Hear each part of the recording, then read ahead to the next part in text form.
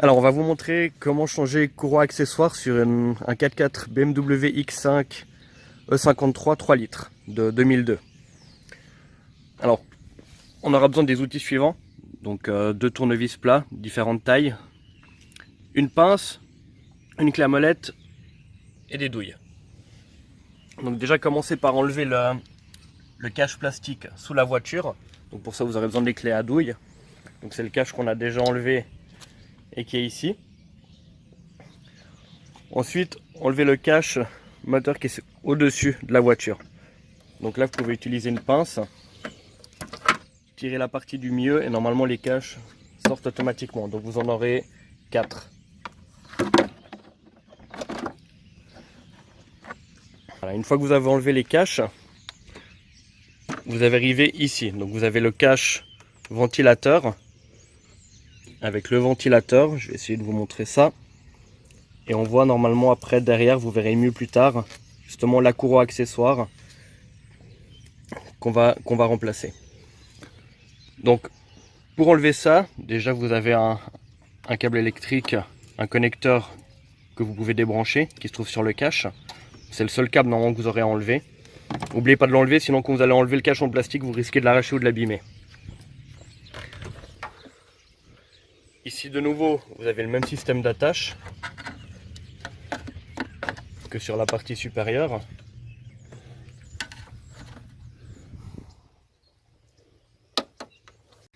Voilà, donc là on a enlevé toutes les attaches en plastique. Vous en avez 3 le long.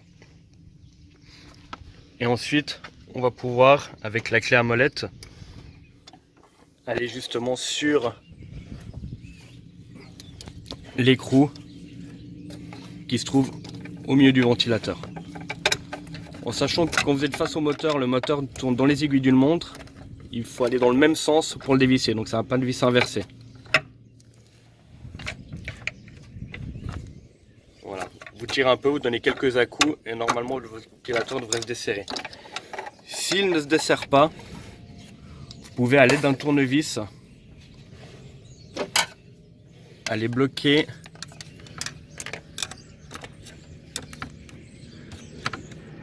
les écrous qui sont sur le côté afin d'éviter que le moteur tourne. Ce qui fait que vous pouvez faire levier et après le desserrer. Là on l'a déjà fait, donc là normalement le ventilateur est déjà desserré. Bon. Ensuite, une fois qu'il est desserré, vous n'avez plus qu'à tourner le ventilateur jusqu'à ce qu'il soit complètement desserré.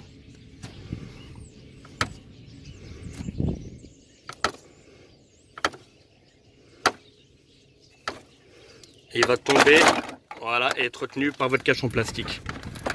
Et ensuite, vous n'avez plus qu'à tirer le tout vers le haut, le cache et le ventilateur.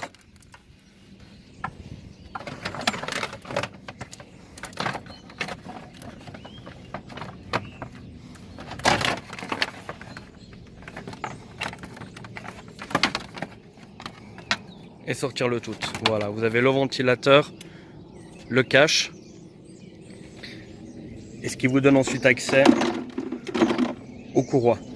Donc nous, la courroie qui nous intéresse, vous arriverez à voir ici. Vous voyez que la courroie est cassée en deux, donc on n'a plus qu'une moitié de courroie. Donc c'est celle-ci qu'on va remplacer.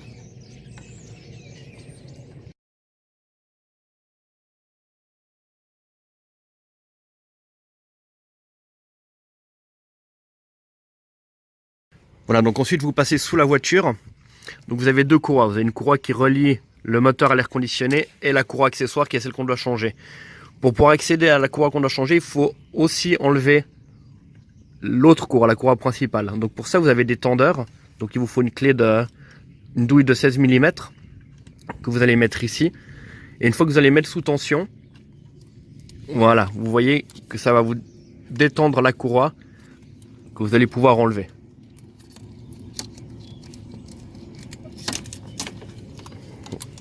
Voilà. Ensuite, vous pouvez complètement enlever la courroie. Et ensuite, il va falloir faire pareil avec l'autre tendeur qui est au-dessus. On va vous montrer depuis le dessus. Voilà, donc pour le second, vous avez un autre tendeur pour accéder depuis dessus, qui se trouve juste ici. Il passe justement entre l'aller-retour de la courroie. juste là. Je ne sais pas si vous arrivez à le voir. Voilà, le même principe qu'en dessous. Donc là, de nouveau pareil. Vous le mettez sur tension. Et là, vous voyez que ça vous détend la courroie. Et après, vous pouvez aller chercher votre courroie.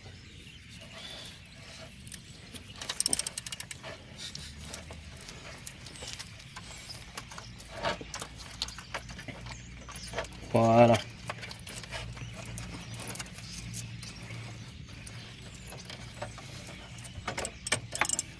Voilà, et ça c'est notre courroie abîmée qu'on va devoir remplacer. Voilà, ensuite prenez votre nouvelle courroie et remettez-la à la place de l'ancienne. Donc au préalable, faites un schéma pour vous rappeler où passe la courroie. Donc le schéma qu'on a fait ici, on pourra vous le mettre si jamais en lien. Et donc en suivant votre schéma, vous repassez la courroie à son emplacement d'origine. Donc là on a mis grossièrement notre courroie en suivant le schéma. Maintenant on va réutiliser le tendeur qu'on va devoir mettre sous tension. La même chose que pour l'enlever, mais pour le remettre.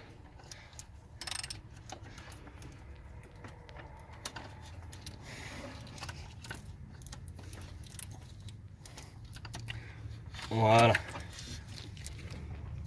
Et là, notre courroie est remise en place. Voilà, maintenant pour être sûr que votre courroie est bien mise, vous prenez une douille de 22 que vous placez sur l'axe du moteur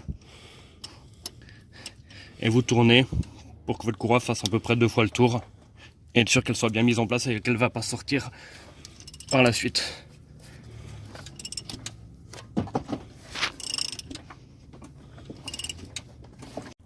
Voilà, pour la seconde courroie, donc la dernière, exactement le même principe, vous suivez votre schéma, vous placez la courroie par-dessus le tendeur que vous allez tendre et ensuite vous terminez de la passer sur tous les axes.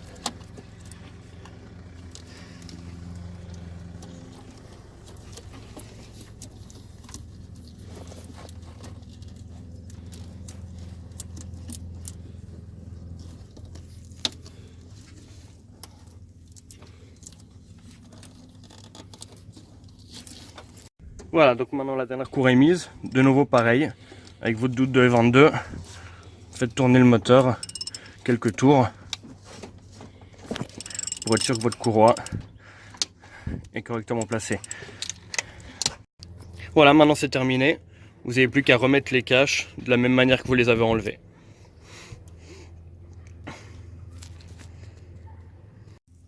Voilà, une fois que vous avez remis votre ventilateur, que vous avez fait quelques tours pour qu'il soit serré, terminez par le serrer correctement